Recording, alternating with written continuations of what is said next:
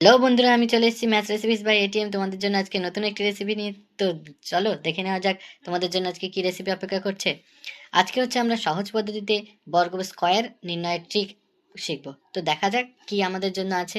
তো আমাদের আছে 97 স্কয়ার। আমরা এতদিন তো স্কয়ার আমরা নর্মাল যেগুলো ছোট ছোট নাম্বার সেগুলো তো মুখে মুখে করতে পারি, কিন্তু যদি আমাদের 97, 98, 99 এরকম বড় বড় নাম্বার দিয়ে দেয় তখন আমরা কি করব? আমাদের তো এটা যদি মুখে মুখে করতে হয় তো তাহলে আমাদের পুরো টাইম শেষ হয়ে যাবে।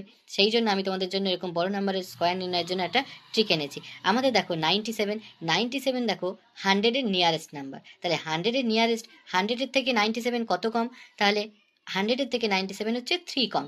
তাহলে আমরা এই যে 3 কম সেইটাকেই আমরা হচ্ছে 97 থেকে মাইনাস করে দেবো। তাহলে 97 থেকে যদি 3 মাইনাস করি আমরা তাহলে কি পাবো? 94। আর আমরা যেহেতু বর্গ, তাহলে বর্গের জন্য আমরা কি করব? দুটো ঘর করে লিখবো। এখানে 94 দুটো ডিজিট এসছে, আর এখানে যে 3 আছে 3 স্কোয়ার করলে কি আসছে? 9। কিন্তু আমরা কি, যেহেতু বর্গ, তাই আমরা কি করব? দুটো ডিজিট করে লিখবো। তাই আমরা সেখানে কি লিখবো? 09। তাহলে এটা 97 স্কোয়ার হয়ে গেল।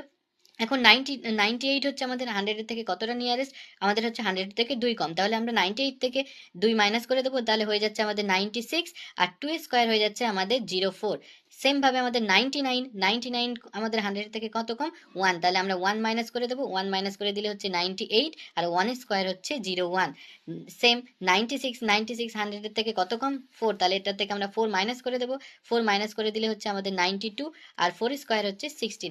যদি আমার আজকের এই ট্রিকটি বুঝে থাকো তাহলে তোমাদের জন্য থাকলো 95 স্কোয়ার। তাহলে ভালো, তোমরা যদি বুঝে থাকো তাহলে সেটা আমাদের কমেন্টে আনসারটা লিখে দিও।